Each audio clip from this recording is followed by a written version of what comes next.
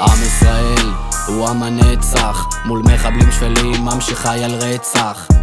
ולמרות כל אדם על הידיים, לא מתייאשים ונקה אתכם כפליים. הרגתם, אנסתם זקנים ותינוקות, בלי שום בושה שרפתם נשמות טהורות. אצלכם אין הבחנה, אנשים, נשים וילדים. יום חג אצלכם אם לקחתם חיילים. חסרי הלב עוד מאיימים שנשחרר את האסירים. בשם הדת את השטן, נרצחו את החטופים. העולם מלא בפייק כי התסריט כל כך עקום.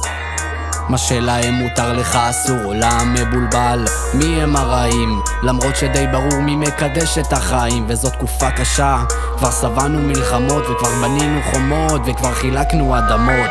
אבא שמור עלינו, תביא את הגאולה, מעבדות לחירות, הניסים ונפלאות. חיים של תקווה עם עתיד של אהבה, להיות חופשי כן בפשטות יבשו כבר הדמעות. אבא שמור עלינו, תביא את הגאולה, חיים של תקווה עם עתיד של אהבה. ואין לי מילים לתאר את המצב, לשחרר את שכאב, לנסות להרגיש את העכשיו, להרגיש את הניסים, לחיות את היום יום, להתעורר בבוקר, לחזור לחשוב בהיגיון, לומר תודה, להעריך את הקיים, את השמש, את הרוח, את השקט מול הים. תודה על הבריאות, אני שלם גם בגופי, מתפלל המון שחזרו כל החטופים. אני אדם מאמין, מאמין תפילות עולות, זה מה שמחזיק אותי, מקבל תשובות לשאלות. כן, צריך המון סבלנות, חבלי משיח, סוף הגלות.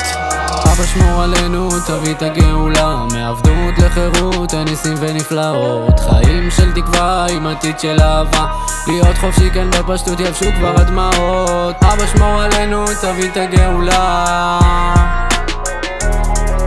חיים של תקווה עם עתיד של אהבה.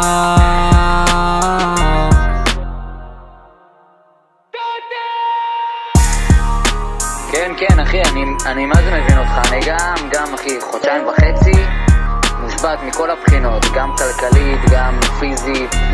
המוח שלי לא פה בכלל אחי, ואני מקווה, מאמין